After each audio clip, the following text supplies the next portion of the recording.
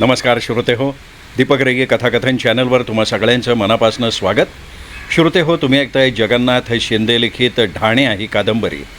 आज या कादंबरीचा 10वा भाग श्रोते हो आपण ऐकणार आहात. पण 9व्या भागात आपण ऐकलं आहे श्रोते हो की संभाजीरावांनी सुमेर सिंगला मारून टाकलं. त्यांना वाटलं आपल्या मार्गात असलेला आणखीन एक पुरावा आपण नष्ट करून टाकलेला आहे. पण त्यानंतर त्यांनी निर्णय घेतला की आता सगळं शुद्ध स्वच्छ आयुष्य जगायचं, निवडणूक जिंकायची आणि मग परत ये रे माझ्या मागल्या. त्याच वेळेला पाटेकर आणि जॉन यांना गणींनी ताब्यात घेतलं आहे. पण कदाचित पाटेकर तिथनं सुटलेले असावेत, कारण कोंडीबा आपल्या शशिकला आणि सूर्यरावांना सांगत होता की पाटेकरांचा फोन आला आहे की ते रत्नागिरीत अडकलेत आणि हे दोघं आता रत्नागिरीला निघालेत. बघूयात आता पुढच्या भागात, म्हणजे याच भागात नेमकं काय घडतं आहे, काय होणार आहे, ऐकूयात. जगन्नाथ शिंदे लिखित ढाण्या भाग 10वा. संभाजीरावांनी ठरवलं की पुन्हा एकदा आता सभ्यपणाने सत्ता हातात घ्यायची आणि मगच पुन्हा एकदा जुन्या मार्गाकडे वळायचं. सत्ता हातात ठेवल्याने आपोआप कवचकुंडलं प्राप्त होतात. माणसांचा पाहण्याचा दृष्टिकोन बदलतो. समाजात प्रतिष्ठा असते. माणसांचा वावर असतो सभोवताली. कायद्याचे रक्षकसुद्धा आदबीनी वागतात. पाहणाऱ्यांच्या नजरेत एक प्रकारचा आदर असतो. गेल्या 4 दिवसात निवडणुकीचा रंग बदललेला होता. संभाजीरावांना ही निवडणूक तशी महाग वाटायला लागलेली होती. सुरुवातीला विरोधक थंड होते. गेल्या 5 वर्षात संभाजीरावांनी विरोधी पक्षाला नेस्तनाबूत केलेलं होतं. अनेकांना अनेक प्रकारांनी संपवून टाकलेलं होतं. एवढंच नाही तर पक्षातले आमदार खासदार त्यांनी स्वतःच्या पंजात ठेवलेले होते. आणि त्यामुळेच की काय, स्वपक्षातल्या कार्यकर्त्यांकडूनच अलीकडे संभाजीरावांना कडवा विरोध होत होता. संभाजीराव जड झाले तर उद्या आपल्याला, आपल्या अस्तित्वालाही धोका आहे हे काहींनी निश्चित जाणलेलं असावं, म्हणून काट्यानं काटा काढण्याचा प्रयत्न चाललेला असावा हे धुरंदर संभाजीरावांनी ताडलेलं होतं. नाहीतर संभाजीरावांवर अलीकडे प्रसारमाध्यमांच्या माध्यमातून जोरदार हल्ला सुरू झाला नसता. प्रचारसभा तर संभाजीरावांच्या भ्रष्टाचारांच्या कथाकथन सभा असं म्हणूनच गाजायला लागल्या. भ्रष्टाचारातल्या या गुप्त बातम्या कशा आणि कुठून लिकेज व्हायला लागल्या हेच समजत नव्हतं. संभाजीरावांना या सगळ्या गोष्टी नजरेआड करून चालणार नव्हतं. आज भ्रष्टाचाराचे आरोप होत आहेत. प्रचारसभेत आरोपांना महत्त्व नसतं, पण उद्या सत्ता हातून गेली आणि आरोपच जर खरे ठरले तर, खरं म्हणजे शोध कमिटी नेमली तर संभाजीरावांचा खरा मुखवटा बाहेर यायला वेळ लागणार नव्हता. त्यासाठी पहिल्यांदा सत्ता ताब्यात ठेवणं गरजेचं होतं. आणि सत्ता ताब्यात ठेवण्यासाठी पूर्ण क्षमतेनं प्रचारसभांचं आणि गुप्त बैठकांचं आयोजन आणि त्या दोन्हीवर स्वतःचं नियंत्रण असणं फार गरजेचं होतं. त्यासाठी संभाजीरावांना 24 तास लक्ष केंद्रित करून सर्व प्यादी हलवायला लागणार होती. संभाजीरावांचा निर्णय झाला. आता काही दिवस पूर्ण गांधीवादी, शुद्ध आचरण, शुद्ध वातावरण, शुद्ध प्राशन, सगळं काही शुद्ध.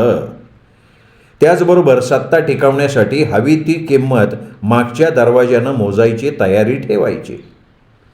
ज्याच्या त्याच्या ऐपतीप्रमाणे ज्याची त्याची किंमत देऊन टाकायची. पुरा गाव पाठीशी असेल तर गावातल्या एकूण टग्यांसकट लाखापर्यंत द्यायला काही हरकत नाही.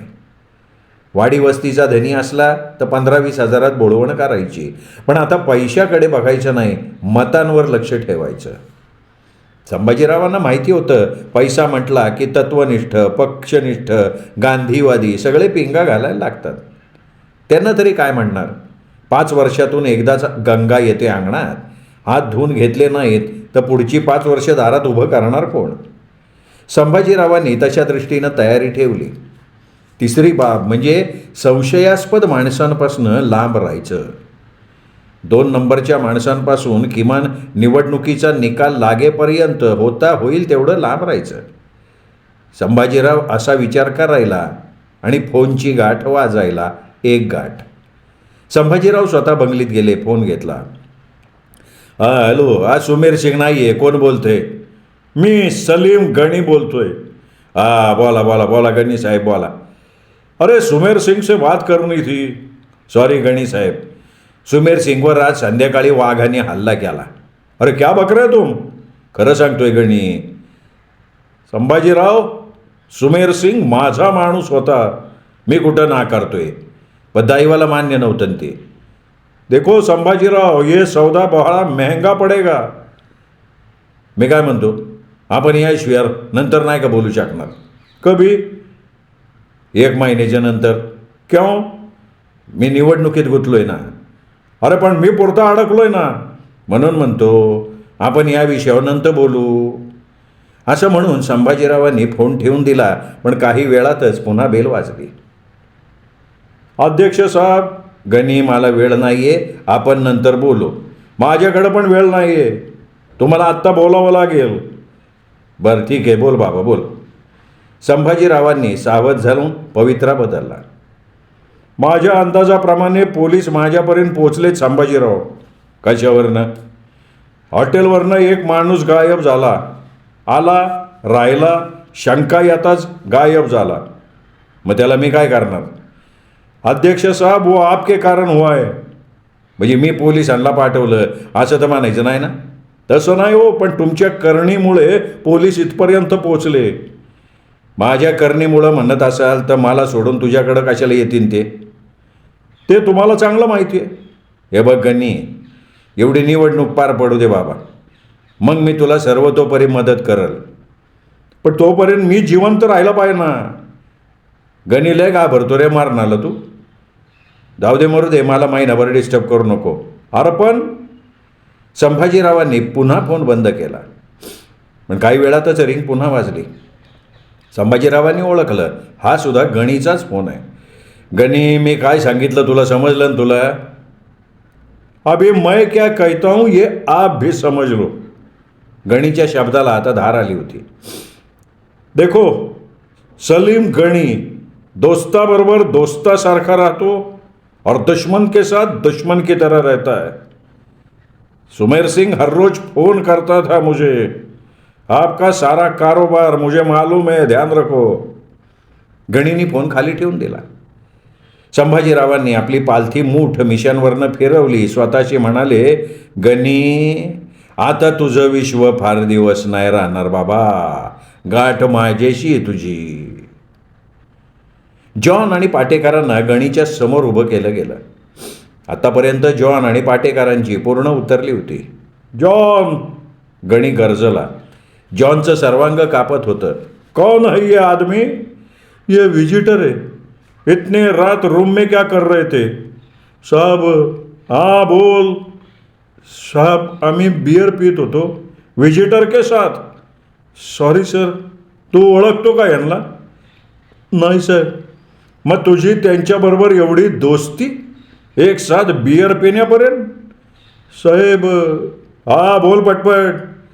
साहेब, हे प्रोड्युसर आहेत, मला पिक्चरमध्ये काम देणार म्हणले. अच्छा, तो ये प्रोड्यूसर है. हां, मी चित्रपट निर्माता आहे. लोकेशन पाहण्यासाठी इथे आलो आहे. अगदी अपघाताने मी तुमच्या या हॉटेलमध्ये उतरलो. जॉनची ओळख झाली. जॉन चित्रपटांचा शौकीन आहे, त्यातून जास्त ओळख वाढली बास. अच्छा, ठीक आहे. आम्ही आपली पूर्ण चौकशी करणार. जाऊ दे बाबा यांना. पाटेकरांना रूमवर जाऊ दिलं. पण दरवाज्यावर एक बंदूकधारी व्यक्ती ठेवला. थोडक्यात काय, पाटेकरांना नजरकैदेत ठेवलं. आणि जॉनवरही लक्ष ठेवण्याच्या गणीने सूचना दिल्या होत्या.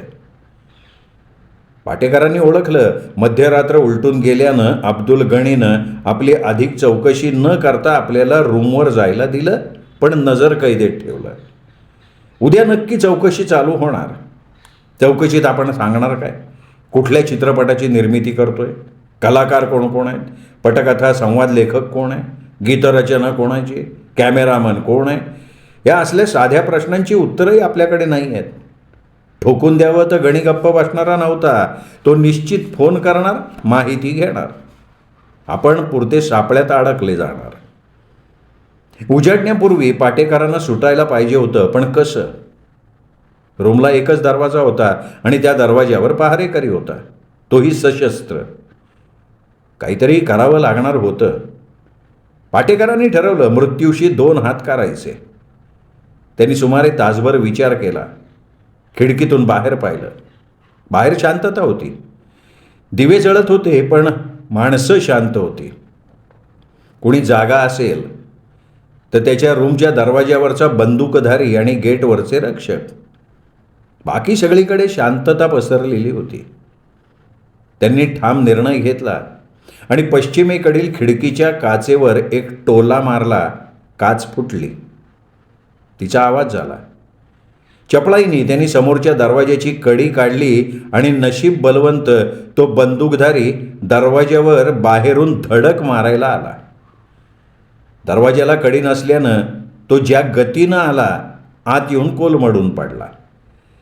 सावध असलेल्या पाटेकरांनी त्याच्या मानेवर पाय दिला, बंदूक हातात घेतली आणि चांगला बेशुद्ध होईपर्यंत त्याची मान ते पायातल्या बुटानं चिरडत राहिले. तो बेशुद्ध झाला आणि पाटेकर विद्युत वेगानं बाहेर पडले. आता त्यांना कुठेही कोणालाही वास लागू न देता तिथून बाहेर पडायचं होतं. पाटेकर गेटजवळ आले. आडोशाला श्वास रोखून उभे राहिले. त्यांनी पाहिलं गेटवर 8-10 पायरेकरी उभे आहेत. सगळे सशक्त आणि सशस्त्र. काय करावं पाटेकरांना कळेना. समोरासमोर सामना करणं शक्य नव्हतं. ते 8-10 जण आणि पाटेकर एकटे. पाटेकर परत फिरले. बाहेर अनेक गाड्या होत्या. पाटेकरांना माहिती होतं हॉटेलमध्ये उतरलेली व्यक्ती कितीही मोठी असली तरी ड्रायव्हरला स्वतःच्या रूममध्ये झोपायला घेत नाही किंवा त्याची महागड्या स्वतंत्र रूममध्ये उतरण्याची सोयही करत नाही. ड्रायव्हर बिचारे गाडीतच झोपलेले असतात. पाटेकर लपत लपत पार्किंगमध्ये उभ्या असलेल्या गाड्या बघायला लागले. त्यांचा अंदाज खरा होता. विद्युत वेगानं त्यांना सगळ्या हालचाली करायच्या होत्या, कारण रूममध्ये मानेवर पाय देऊन बेशुद्ध केलेला रक्षक कुठल्याही क्षणी शुद्धीवर यायची शक्यता होती. पाटेकरांनी एका गाडीच्या दरवाज्यावर आवाज केला. आत मागच्या सीटवर अंगावरच्या कपड्यांसकट आडवा झालेला ड्रायव्हर डोळे चोळत उठला. कोण? मैं शब्बीर खान. क्या चाहिए? मेरी बीवी बहुत बीमार है, अभी क्या अभी डॉक्टर को लाना है. तो मैं क्या करूं? मेरी मदद करो ना, मैं आपका एहसान जिंदगी भर नहीं भूलूंगा. आपकी गाड़ी? मेरी गाड़ी खराब हो गई. कल शाम को गैरेज में गाड़ी लगाकर ड्राइवर अपने गांव को चला गया. कल परसों आएंगी मेरी गाड़ी. लेकिन साहब मैं गरीब, मालिक को पूछे बिना कैसे? मालिक तो सोए रहेंगे ना. वो तो बात कर रहा हूँ ना मैं. Please please please. नहीं नहीं साहब, मालिक को पता चल गया ना मेरी नौकरी जाएंगी. कुछ तो करो भाई, कुछ तो करो. नहीं, मैं नहीं कुछ कर सकता. पाटेकरांनी 500ची नोट पुढे केली. लेकिन साहब. अरे रखो. रखता हूँ, लेकिन मालिक को पता नहीं पड़ना चाहिए. देखो. अरे मैं क्यों तेरे मालिक को बोलूँगा. चल चल चल, देरी मत कर, चल. ड्रायव्हरनी गाडी सुरू केली. गेटवर रक्षकांनी गाडी अडवली. हॉस्पिटल में जा रहा हूँ, 15 मिनिट में वापस आऊँगा असं म्हणून ड्रायव्हरनी गाडीला स्पीड दिला. गाडी बाजारपेठेत आली. दवाखान्याचा बोर्ड बघून ड्रायव्हरनं गाडी थांबवली. पाटेकर पटकन उतरले. 5 मिनिट में आता हूँ, इधर ही रुको असं म्हणून पाटेकर गल्लीत शिरले आणि एका बोळातून दुसऱ्या गल्लीकडे निसटले. तिथून थेट एस टी स्टँडवर आले. एसटीडी बूथ चालू होता. तिथून त्यांनी फोन लावला. बऱ्याच प्रयत्नानंतर फोन उचलला गेला.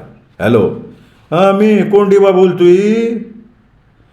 सूर्यराव आणि शशिकला रत्नागिरीला पोहोचले तेव्हा रात्र झाली होती. कुठे जायचं, पाटेकर कुठे भेटतील याचा काहीही अंदाज त्यांना नव्हता. ते काही वेळ तसे स्टँडवर बसून होते. एक भिकारी त्यांच्याजवळ आला. साहब, hotel blue diamond, room number 501. एवढं बोलून तो घाईत निघूनही गेला. सूर्यराव विचारात पडला. ब्लू डायमंडला जावं का? हा भिकारी कोण आहे? काही दगाफटका तर नाही ना?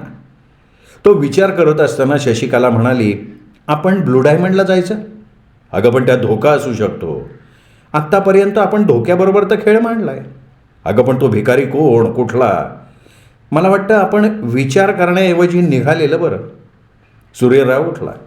ब्लू डायमंड शोधायला त्यांना वेळ लागला नाही. काउंटरवर पोचताच त्यांना रूम नंबर 501मध्ये आदरातिथ्यानं मॅनेजर घेऊन गेला. विशेष म्हणजे त्या भिकाऱ्यानं त्यांचं स्वागत केलं. तू सूर्यरावांना धक्का बसला. अजूनही तुम्ही ओळखलं नाही का? पाटेकर खदखदून हसायला लागले. म्हणजे पाटेकर तुम्ही? शशिकला किंचाळलीच आश्चर्याने. काय हुबेहूब भिकाऱ्याचं पात्र वठवलंयस रे? मी तर अजूनही संभ्रमात आहे. तुम्ही ओळखलं नाही का? अरे मी पाटेकर आहे. असं काय करताय? आता आपण मुख्य विषयावर येऊ. असं म्हणून पाटेकरांनी घडलेल्या सगळ्या घटना सांगितल्या. आता आपण काय करू शकतो? सूर्यरावांनी प्रश्न केला. अरे बाबा, तेच तर ठरवायला मी तुम्हाला इथे बोलवलं ना. मला वाटतं आपण रत्नागिरी पोलिसांची मदत घ्यावी, सूर्यराव म्हणाला. नाही नाही, माझा त्याला पूर्ण विरोध आहे, शशिकला म्हणाली. का विरोध का? का मदत घ्यावी असं वाटतंय? त्याचा खुलासा झाला तर बरं होईल, शशिकला म्हणाली. हे बघ, गणीचं साम्राज्य बघतोय आपण तिघे त्याच्यापुढे दुबळे ठरू. एकटे पाटेकर त्याच्या साम्राज्यात राहून आलेत. हे बघ, राहणं वेगळं आणि संघर्ष करणं वेगळं. पाटेकर, मला सांगा तुम्हाला काय वाटतंय? मला वाटतं आपण तिघांनी ही मोहीम चालू ठेवावी. पाटेकर? हां, सूर्यराव. आजपर्यंत आपण हा लढा एकाकीपणे लढत आलो आहे. आज शेवटच्या क्षणी आपण सगळं प्रेस्टिज पोलिसांना देऊन मोकळं व्हावं असं मला तरी वाटत नाही, पाटेकर म्हणाले. दुसरं असं, या ठिकाणचं पोलीस खातं आपल्याला किती मदत करेल याचा अंदाजही आपल्याला बांधता येणार नाही. हे पोलीस गणीचे मांडलिक नसतील कशावरनं? हां, गणीचं एवढं मोठं साम्राज्य या ठिकाणी चालू आहे. आजपर्यंत पोलीस त्याच्यापर्यंत पोचले नाहीत याचा अर्थ स्पष्ट आहे. पाटेकरांनी सुद्धा आपलं मत मांडलं. क्षणभर आपण असं समजू तसं काही नसेल, पण आपण गुप्तपणे जे करू शकू ना ते पोलिसांकडून होईल याची काय शाश्वती आहे? हां पाटेकर, हे मला पटलं, सूर्यराव म्हणाला. सूर्यरावांना दोघांचं बोलणं पटल्यानं त्या दोघांनाही आनंद झाला. ठीक आहे, मग आता कामाचं स्वरूप कसं असेल? सूर्यरावने विचारलं. मला वाटतं आपण आधी जॉनला सोडवला पाहिजे, कारण तोच एक आपल्याला गणीचे सगळे काळे धंदे सांगू शकेल. हो, पण कसं? या प्रश्नाने तिघेही विचाराधीन झाले. आपण असं करूया, मार्ग सापडल्याचं पाहून सूर्यराव खुश झाला. आपण आधी पोटभर जेवून घेऊ. अरे, मला वाटलं मार्ग सापडला.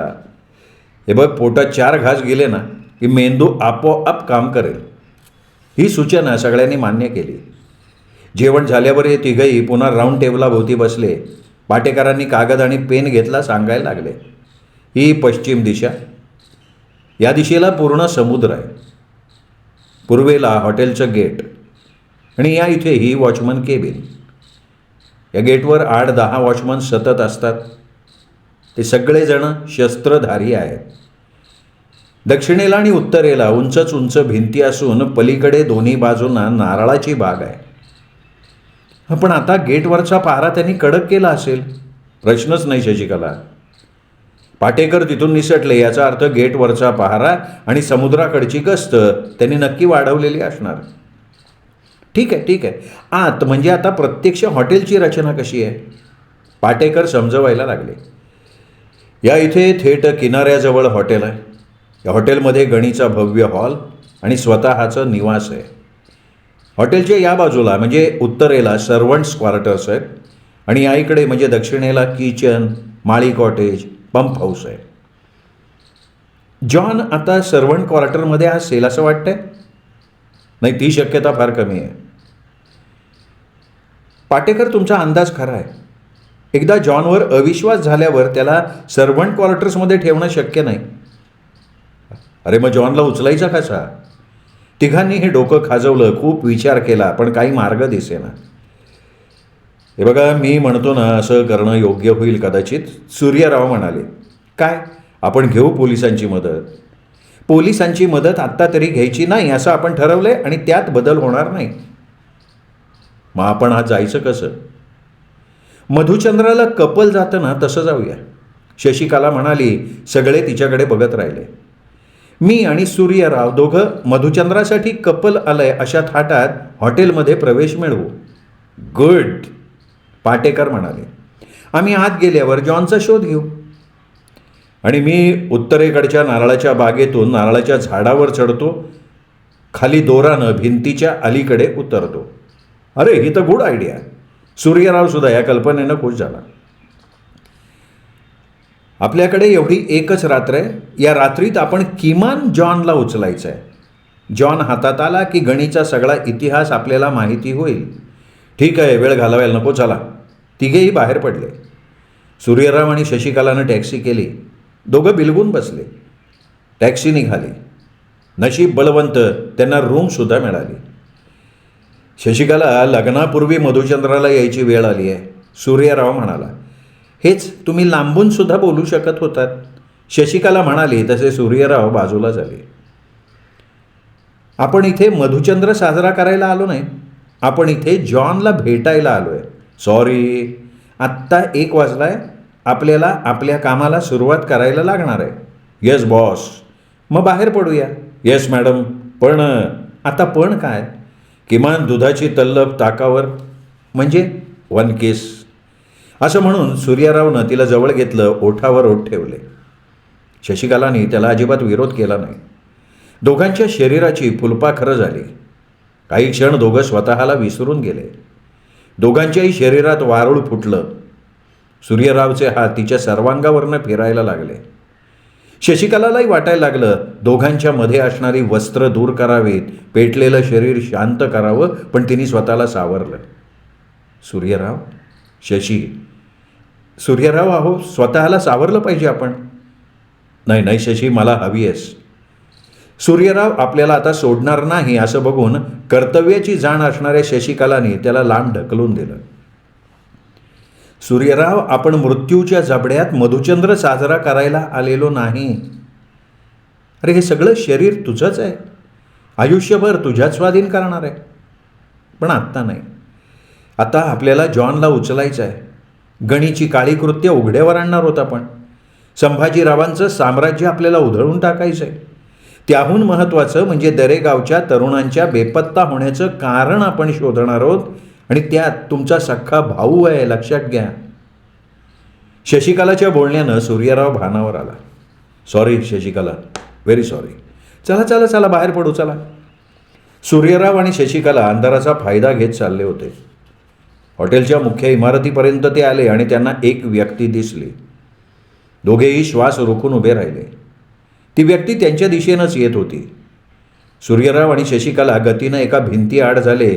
ती व्यक्ती तशीच पुढे आली. सूर्यराव आणि शशिकलाला पास करून ती व्यक्ती पुढे जाणार, तो सूर्यरावनं त्याच्या पाठीमागून जोरात टोला मारला. ती व्यक्ती कोलमडून पडली.